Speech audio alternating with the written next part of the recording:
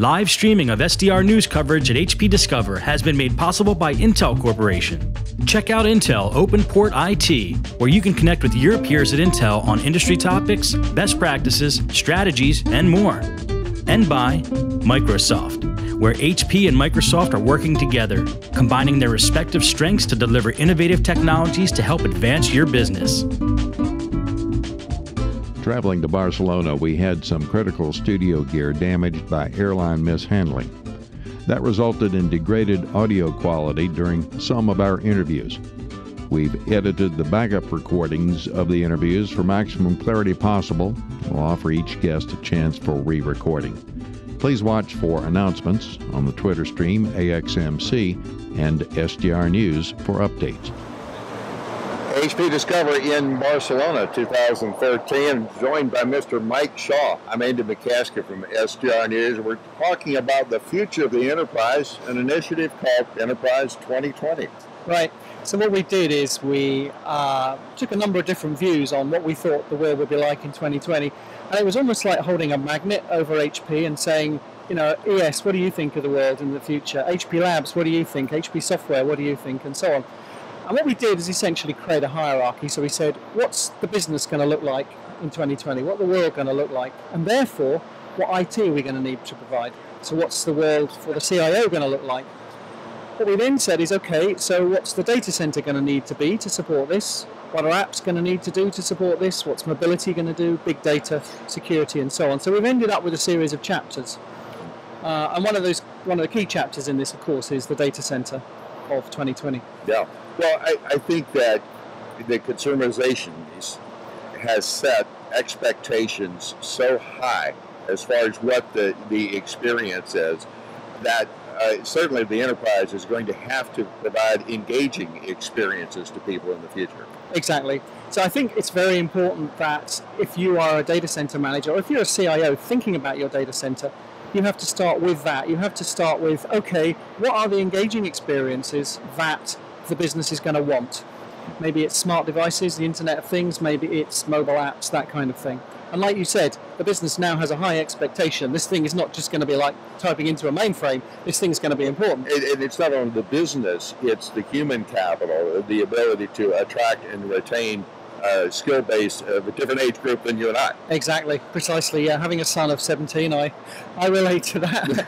The inability to have a conversation for more than 10 seconds.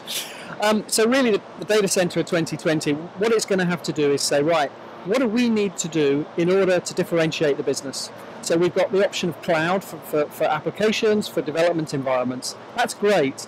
But if we put everything out to the cloud, how do we differentiate ourselves? Our competitors can do the same. So what is it about our business that differentiates us, and what therefore is the IT that we need to own? And you really focus on that.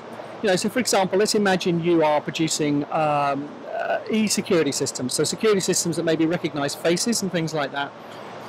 Putting out those applications is key, so you probably need to own that process, and maybe you have back-end systems that link up information and put out threat information. You probably need to own that. That'll differ. But the rest, your payroll system, that probably won't be in your data center, and so on. So the data center, I think, of the future won't have everything in it like it has today. It'll be more, it'll have those things in that really give us a focus. So how much of this is synthesizing what is going on within HP from a definition standpoint, and how much of it is people who are in customer thought leader positions? So in doing our research, we actually kind of formed a triangle. The first is people in HP Labs, ES, software. The other thing is we went out to subject matter experts, people in the world who talk about these things. A good example for the application part, we talked to Jeffrey Moore, who has, you know, wonderful views on. And the guy's a genius. But also we formed a community, and we said, look, this is our view on the data center and the apps. What do you think? And we got fantastic engagement. I think we've had something like 600 or 700,000 page views for the community. So it's been good. People have actually been saying, and in fact one of the chapters called Employee 2020, we never thought we were going to do. But actually the community said, what about employees? We want to form a vision of what it would be like to be an employee in 2020. Mm-hmm. So they drove that chapter. Yeah. So there are some thoughts that the IT staff is going to be eliminated. A whole group of smart applications that will automate almost the entire operation of the data center. Is that the world that most people see? I don't think so. I think it comes back to this idea of focus. What do we need to do in the data center to differentiate the business? Let's own that, and let's let the other things go out. So, for example, your payroll systems, your expenses systems, your travel systems, maybe your email systems, you probably won't own those in the future, particularly if you're a small, medium-sized business. But those things that really, imagine you own some incredibly clever algorithm. You would probably own the data center and the compute power to do that. Otherwise, your competitors can do the same thing. The other thing I think we noticed is that the IT guys of the future are going to, we talk about them coming back out from behind the service desk. At the moment, because we've wanted to centralize IT, IT is behind the service desk. In the future, we think that IT people will be out with the business teams, helping them with these applications you talk about, helping them to do the data analysis. We see a lot about big data at this show.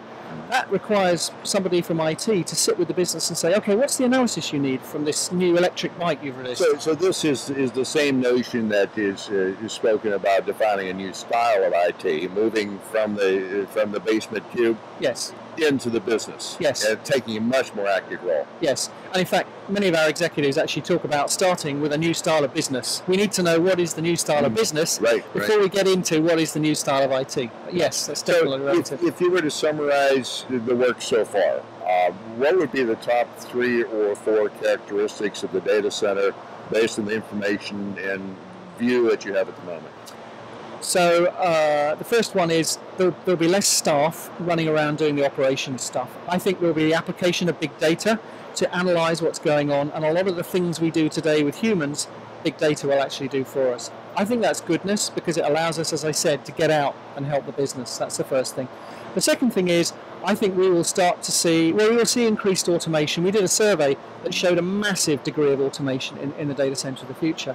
And then the third thing is our applications will be hybrid, and by that I mean we will do the parts that we think are key, but we might use a cloud service to do some lookup for travel, which is a service we don't need to replicate. Mm-hmm. So what does this say as far as the skill set that if someone is in an IT career at the moment, and let's say that they've been at their mid-career person, how do they have to change their thought process and their skill base, and then maybe contrasting that with what a young person who's just entering, how should they equip themselves to be successful? Right, so this is great. My son, 17, thinking to go to university. He wants to do what his dad does, bless him. He wants to do business, and I said to him, that's fine, but make sure you do the data analysis side of everything, because when I entered marketing there was no data analysis. Now it is so data driven. So I think that applies to the IT guys as well. Become a data scientist. Even if you're not a full-on data scientist, learn about data, learn about unstructured analysis, number one. Or go into the root of applications. And I don't just mean mainframe applications, I mean applications on mobile devices, applications on cookers, applications on smart security systems, that kind of thing, embedded applications, the Internet of Things.